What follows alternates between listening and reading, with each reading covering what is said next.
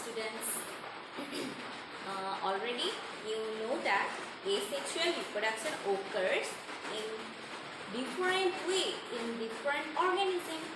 Some of these methods of asexual reproduction are discussed in last class, and today we discuss about asexual reproduction in plants, higher plants. That means we discuss about vegetative propagation. So today we discuss about vegetative propagation.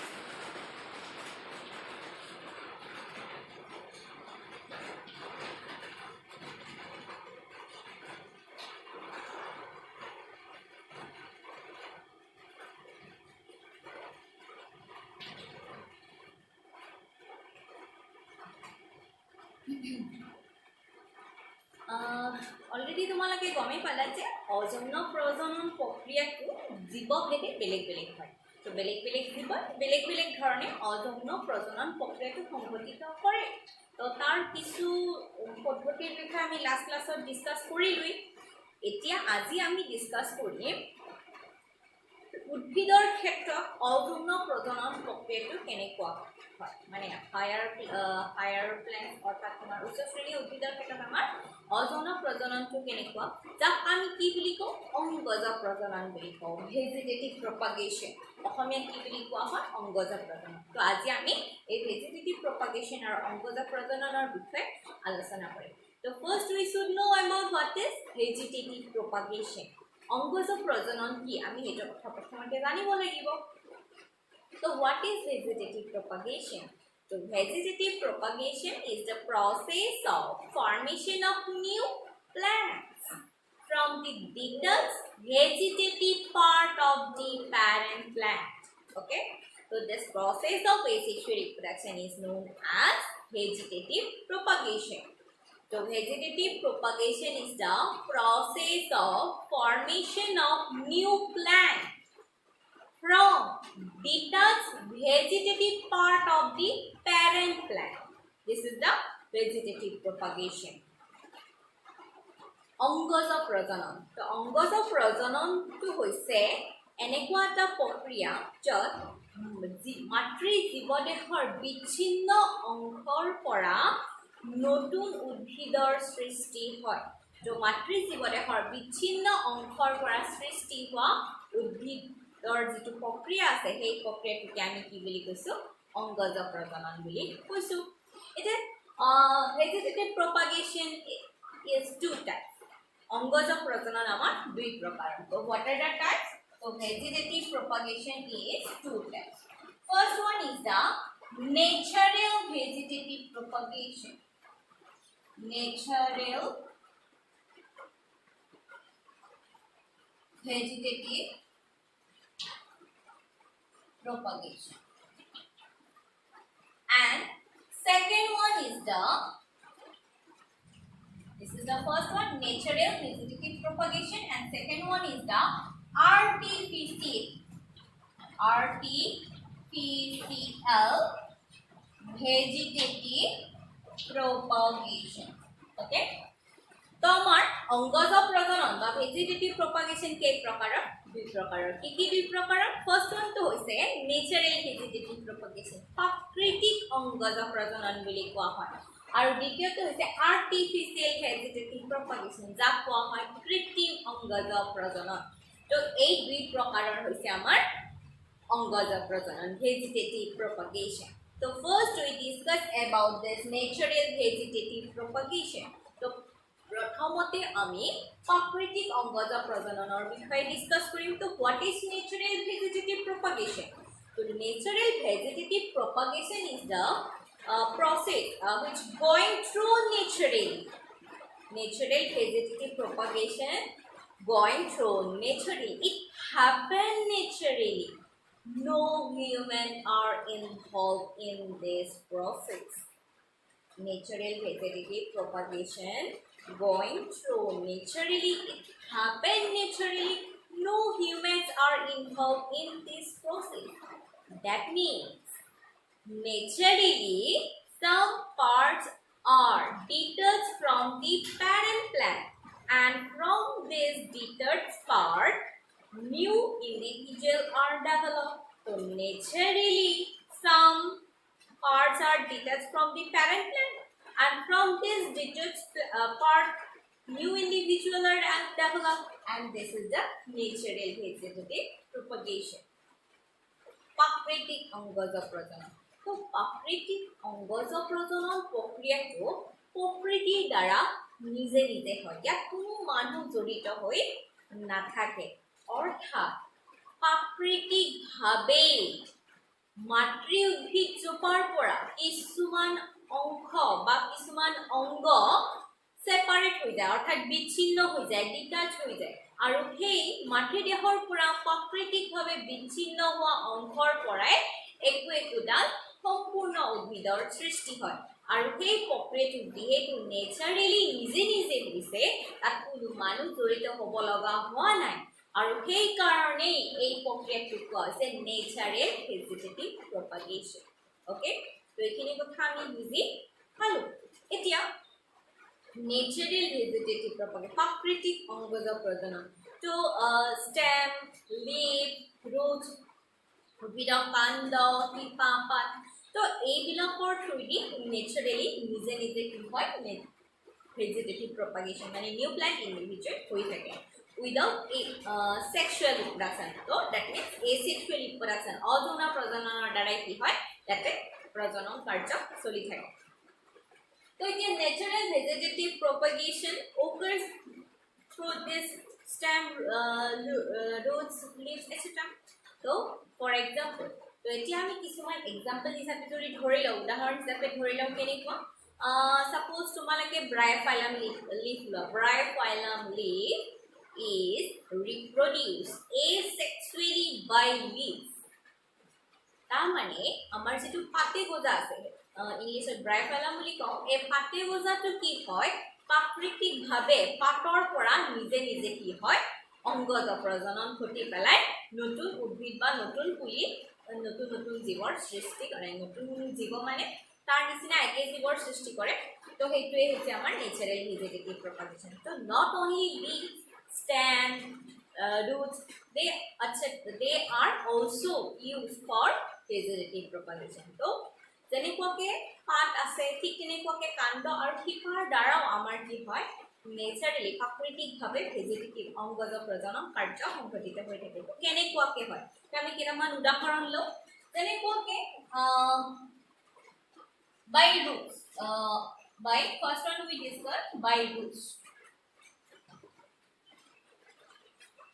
by roots শিপাৰ দ্বাৰা তো শিপাৰ দ্বাৰা আমাৰ কেনেকুৱাকে প্ৰাকৃতিক অংগজ প্ৰজনন হয় by roots for example sweet potato thistle ground pointed ground these are reproduced by vegetative propagation by using this roots so মিঠা আলু হওক তাৰপিছত তোমাৰ ভাত কেৰেলা হওক পটল হওক এইবিলাকে তোমাৰ শিপাৰ দ্বাৰা প্ৰাকৃতিকভাৱে কি কৰে অংগজ প্ৰজনন কাৰ্যটো সংঘটিত কৰে এতিয়া তোমালোকে চোৱা ভাত কেৰেলাৰ এক্সাম্পলটো দি দিছোঁ তো বেছি ভালকৈ বুজি পাবা কাৰণ বৰ্তমান আমাৰ কিহৰ ছিজন চলি আছে ভাত কেৰেলা পটল এইবিলাকৰ ছিজন চলি আছে তো এতিয়া আমি ভাত কেৰেলা লৈছোঁ তো এতিয়া ভাত কেৰেলা সাপোজ তুমি ৰুবা তো এতিয়া তুমি কি কৰিলা সাপোজ তুমি কোনোবাক খুজিলা যে মোক ভাত কেৰেলাৰ গছ দিবচোন তেতিয়া তোমাক কি কৰিব ভাত কেৰেলাৰ আলু বুলি কয় সাধাৰণতে আমাৰ ঘৰুৱাভাৱে আমি কি বুলি কওঁ ভাত কেৰেলাৰ আলু দিছে একচুৱেলি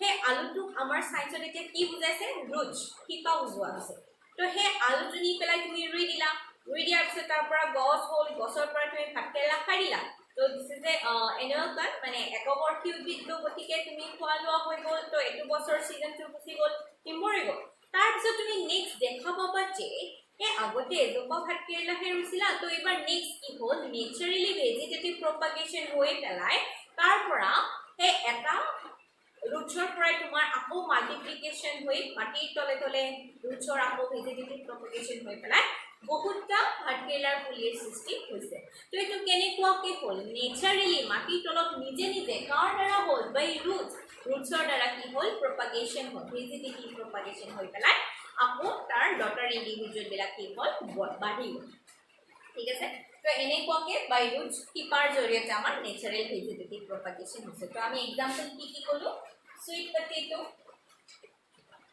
মিঠাল ঠিক তেনেকুৱাকে টেসেল গ্ৰাম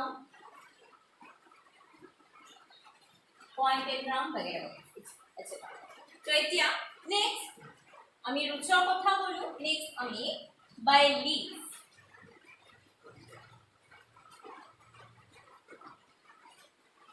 by leaf. So by leaf, some plants vegetate propagation by naturally. So for example, Bryophyllum. So this Bryophyllum reproduce asexually by leaves. That means the vegetative propagation going through the leaves. Pate goza to amar পাটৰ দ্বাৰাই গজে সেইকাৰণে আমাৰ অসমীয়াত চাগে পাতে গজা নাম দিছে পাটৰ পৰা তোমাৰ কি হ'ল নেচাৰেলি তাৰ পৰাই নতুন নতুন ডটাৰ ইন্ডিভিজুৱেলৰ ফৰ্মেশ্যন তাৰ মানে নেচাৰেলি কেনেকৈ হ'ল তোমাৰ পাতে গজাৰ গছ বা ব্ৰাফেলম মোৰ গছ এজোপা প্লান্টছ এজোপাৰ পৰা কি হ'ল মেচিউৰ্ড লিভ পৰি গ'ল সেই মেচিউৰ্ড লিভ যে পৰি গ'ল সেই মেচিউৰ্ড লিভ মাটিত পৰি মাটিত পৰাৰ পিছত কি হ'ব তাৰ সাইডৰ ফালৰ পৰা তোমাৰ কি হ'ব সৰু সৰু সৰু এনেকুৱাকে কিছুমান ডটাৰ ইন্ডিভিজুৱেল বা পুলিৰ সৃষ্টি হ'ব আৰু হেনেকুৱাকে প্ৰত্যেকটোৱে ডাঙৰ হৈ পেলাই এজোপা এজোপা ডাঙৰ গছৰ সৃষ্টি কৰিব মানে ডাঙৰ পাতে গজাৰ মেচিউৰ ফুললি মেচিউৰ গ্ৰোথ তোমাৰ পাতে গজা ব্ৰাইফেলাম প্লান্টৰ ফৰ্মেশ্যন কৰিব তো তেনেকুৱাকে পাতৰ দ্বাৰা আমাৰ কি হ'ব পাৰে নেচাৰেলি ভেজিটেটিভ প্ৰপাগেশ্যন হ'ব পাৰে অংগজ প্ৰজনন হ'ব পাৰে তো যেনেকুৱাকে ৰুটছৰ দ্বাৰা ভেজিটেটিভ প্ৰপাগেশ্যন হ'ল নেচাৰেলি লিফৰ দ্বাৰা পাতৰ দ্বাৰা হ'ল ঠিক তেনেকুৱাকে কাণ্ডৰ দ্বাৰাও কি হয় তোমালোকৰ নেচাৰেলি ভেজিটেটিভ প্ৰপাগেশ্যন হয় এতিয়া আমি ডিসকাস কৰিম ভেজিটেটিভ নেচাৰেল ভেজিটেটিভ প্ৰপাগেশ্যন বাই ষ্টেম এতিয়া ষ্টেম কাণ্ড তো কাণ্ডৰ দ্বাৰা আমাৰ কি হ'ব নেচাৰেল ভেজিটেটিভ প্ৰপাগেশ্যন হ'ব এতিয়া কাণ্ডৰ দ্বাৰানো আমাৰ কেনেকুৱাকে নেচাৰেল ভেজিটেটিভ প্ৰপাগেশ্যন হয় এইখিনি কথা জানাৰ আগতে তোমালোকে এইটো কথা জানিব লাগিব যে there are different modification of stem like rhizome, stolon, offset, bulb, form, tuber, etc. So through this modification of stem, they are take part in the vegetative propagation by naturally. So এতিয়া আমাৰ কি হ'ল এই যে কাণ্ডৰ দ্বাৰা আমাৰ অংগজ প্ৰজনন হ'ব বুলি ক'লো আমি এই কাণ্ডৰ আকৌ কি হয় কিছুমান মডিফিকেশ্যন হয় মানে ৰূপান্তৰ কাণ্ডৰ ৰূপান্তৰ ঘটে কিহলৈ ৰূপান্তৰ ঘটে এনেকুৱা কিছুমান গঠন আছে ষ্ট্ৰাকচাৰ আছে সিহঁতলৈকে মডিফিকেশ্যন হয় ৰূপান্তৰ যেনেকুৱাকে ৰাইজম আদা হালধিৰ কথা জানা তো আদা হালধি যে আমি খাওঁ হয় নে নহয় this is a rhizome this is a modification of stem আৰু এইটো হৈছে কাণ্ড যে কি হৈছে ৰূপান্তৰ ঘটিছে আৰু সেই ষ্ট্ৰাকচাৰটো কি বুলি কোৱা হৈছে ৰাইজম বুলি কোৱা হৈছে ঠিক তেনেকুৱাকে আমি পিয়াজ খাওঁ সেই পিয়াজটো হৈছে মডিফিকেশ্যন অফ ষ্টেম কাণ্ডৰী ৰূপান্তৰ ঠিক তেনেকুৱাকে আকৌ আহিল নহৰুটো এটা কাণ্ডৰ ৰূপান্তৰ তাৰ পিছত নেক্সট আকৌ আলু যেটা আমি ৰেগুলাৰ প্ৰায় সকলোবিলাক ডিছত ব্যৱহাৰ কৰোৱে হয় নে নহয় সেই আলুটো আমাৰ কি হয় এটা মডিফিকেশ্যন অফ ষ্টেম হয় তোমালোকে ভাবিব পাৰা আলুটো আমাৰ মাটিৰ তলতহে পোৱা যায় হয় নে নহয় তো মেমে কি কৈছে যে আলুটো আমাৰ কাণ্ডৰ মডিফিকেশ্যন ষ্টেমৰ মডিফিকেশ্যন য়েছ আমাৰ আলুটো কি হয় ষ্টেম মডিফিকেশ্যনেই হয় আৰু কিয় তাতে আমাৰ কি থাকে তোমাৰ চাবাচোন সৰু সৰু চকুৰ নিচিনা থাকে তো সেইবিলাকৰ পৰা আমাৰ কি হয় নতুন নতুন প্লান্ট ফৰ্মেশ্যন হ'ব পাৰে তো সেইকাৰণে আমাৰ চাবা আলু খেতি কৰিলে আলু এটা ৰুই দিলোঁ তাৰ ওচৰৰ পৰা তোমাৰ আকৌ বহুতে আলু পোৱা যায় নে নাযায় তো এইটো হৈছে আমাৰ ষ্টেম মডিফিকেশ্যন আৰু এই মডিফাইড ৰূপবিলাকৰ পৰা গঠনবিলাকৰ পৰা আমাৰ কি হ'ব পাৰে একোডাল নতুন নতুন ডটাৰ প্লান্ট ফৰ্মেশ্যন হ'ব পাৰে তো এতিয়া তো আমি কি ডিসকাস কৰিলো নেচাৰেল ভেজিটেটিভ প্ৰপাগেশ্যন বাই ষ্টেম প্ৰাকৃতিক অংগজ প্ৰজনন কাৰ দ্বাৰা কাণ্ডৰ দ্বাৰা ঠিক তেনেকুৱাকে উদাহৰণ হিচাপে যদি আমি চাওঁ কেনেকুৱাকে টাৰ্মেৰিক ফৰ এক্সাম্পল লৈ লৈছোঁ turmeric is the reproduced by rhizome. Turmeric is reproduced by rhizome, and this is a stem modification. যেটা আমাৰ আদা হালধি আছে হালধি টাৰ্মাৰিক মানে কি আমাৰ হালধি তো এই হালধিটো কিহৰ দ্বাৰা প্ৰপাগেশ্যন হয় প্ৰজনন কৰে অংগজ প্ৰজনন কৰে এইটো অংগজ প্ৰজনন কৰে ৰাইজমৰ দ্বাৰা আৰু সেই ৰাইজমটো হৈছে কাণ্ডৰে এক ৰূপান্তৰ ঠিক তেনেকুৱাকে potato is vegetatively propagated by tuber তো আলুটো হৈছে কিহৰ মডিফিকেশন টিউবাৰৰ মডিফিকেশন আৰু টিউবাৰটো কি স্টেম তো সৰি tuber modification of stem. Potato is the modification of stem. This is known as tuber. অসমীয়া কোৱা হয় স্পিটকন্দ বুলি কোৱা হয় আৰু এই স্পিটকন্দ আলুৰ দ্বাৰা আমাৰ আলুটো এই স্পিটকন্দৰ দ্বাৰা আমাৰ কি হয় ভেজিটেটিভলি প্ৰপাগেট হৈ থাকে আৰু ই কাৰ উদাহৰণ হ'ব তেতিয়াহ'লে নেচাৰেল ভেজিটেটিভ প্ৰপাগেশ্যন বাই ষ্টেমৰ আণ্ডাৰত হ'ব ঠিক তেনেকুৱাকৈ অনিয়নৰ কথা ক'ব পাৰোঁ পিঁয়াজৰ কথা ক'ব পাৰোঁ তাৰপিছত প্লিজ এতিয়া তোমালোকে oxalis and strawberry that oxalis and strawberry are vegetative propagation by creeping stem. This is nothing but the modification of stem.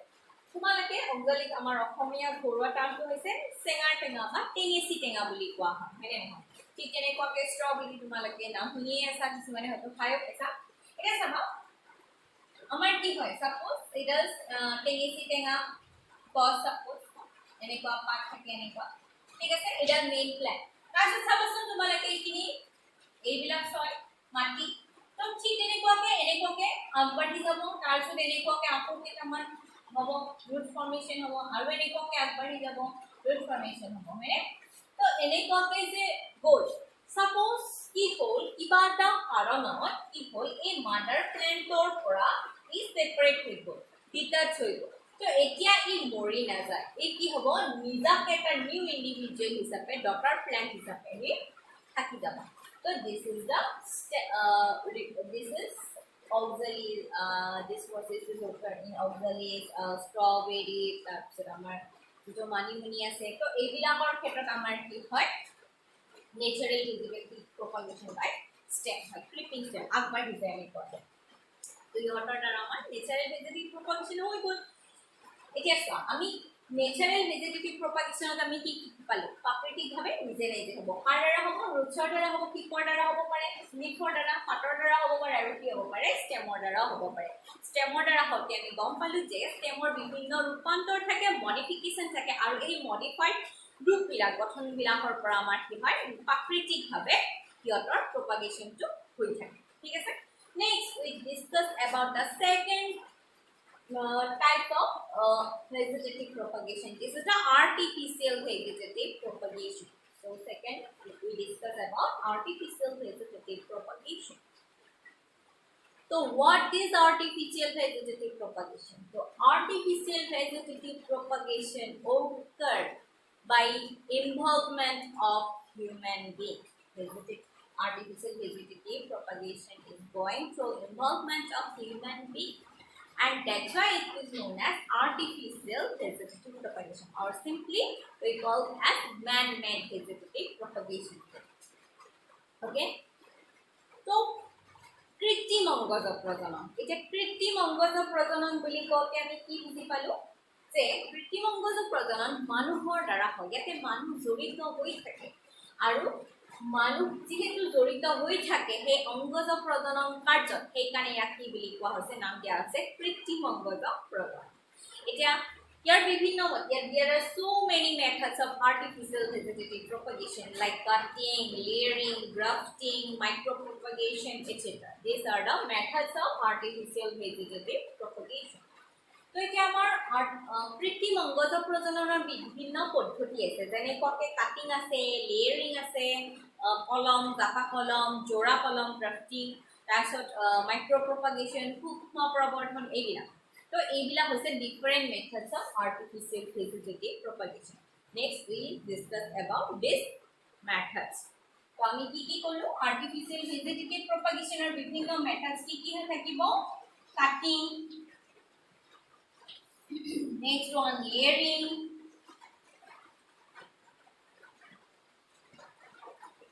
next grafting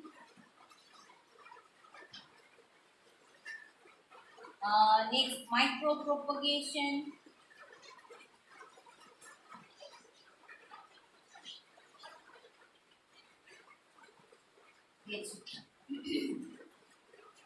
তো এইবিলাকৰ কথা আমি গম পাম ঠিক আছে ঠিক আছে আমি নেক্সট ক্লাছত এই আৰ্টিফিচিয়েল ভেজিটেটিভ প্ৰপাগেশ্যনৰ বিষয়ে ডিছকাছ কৰিম তো এতিয়া আজি আমি কি পঢ়িলো আজি আমি পঢ়িলো different types of vegetative propagation by naturally that means we discuss about natural vegetative propagation. So first we discuss about what is vegetative propagation. So vegetative propagation is the process of formation of new plant from detached vegetative part of the parent plant. And next we discuss that this vegetative propagation is two types: natural vegetative propagation and artificial vegetative propagation. So what is natural vegetative propagation? Natural vegetative propagation is a process which growing through naturally. There no human beings are involved. And this natural vegetative propagation is occurred by roots, by leaves, by stem. Okay, naturally.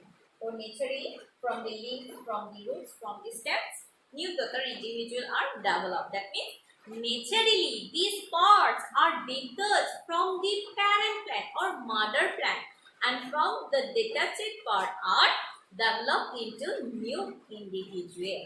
Okay, so this is the natural vegetative, and these are the some examples of natural vegetative. Oh, stem or to gain.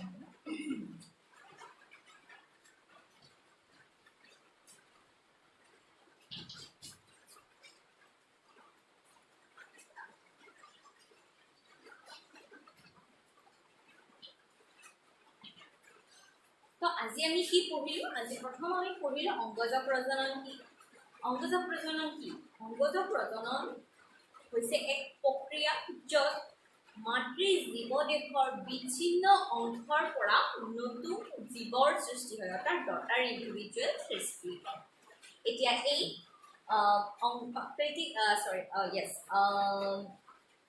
অংগজ প্ৰজনন আমাৰ দুই প্ৰকাৰৰ কি কি প্ৰাকৃতিক অংগজ প্ৰজনন আৰু কৃত্ৰিম অংগজ প্ৰজনন এতিয়া আজি আমি ডিসকাস কৰিছো প্ৰাকৃতিক অংগজ প্ৰজননৰ বিষয়ে তো প্ৰাকৃতিক অংগজ প্ৰজনন কি প্ৰাকৃতিক অংগজ প্ৰজননটো হৈছে এনেকুৱা এটা প্ৰক্ৰিয়া যেটো প্ৰক্ৰিয়া প্ৰকৃতিৰ দ্বাৰা নিজে নিজে হয় ইয়াত কোনো মানুহ জড়িত হৈ নাথাকে তো প্ৰকৃতিৰ দ্বাৰা নিজে নিজে মাতৃ উদ্ভিদজোপাৰ পৰা কিছুমান অংগ বিচ্ছিন্ন হ'ব আৰু এই বিচ্ছিন্ন হোৱা অংগবিলাকৰ পৰাই একো জোপা নতুন উদ্ভিদ বা নতুন এজোপা গছ বা ডটাৰ ইণ্ডিভিজুৱেলৰ সৃষ্টি হ'ব তাৰমানে আমি কৈছো যে শিপাৰ দ্বাৰা হ'ব পাৰে পাতৰ দ্বাৰা হ'ব পাৰে আৰু কাণ্ডৰ দ্বাৰাও হ'ব পাৰে তো তাৰ মানে প্ৰকৃতিৰ দ্বাৰা নিজে নিজে মাতৃ উদ্ভিদজোপাৰ পৰা হয় শিপাৰ বিচ্ছিন্ন হ'ব পাৰে বা লিফ বিচ্ছিন্ন হৈ যাব পাৰে নাইবা ষ্টেমৰ বিচ্ছিন্ন হৈ পেলাই তোমাৰ কি হ'ব পাৰে নতুন নতুন ডটাৰ ইণ্ডিভিজুৱেল বা উদ্ভিদ এজোপাৰ সৃষ্টি হ'ব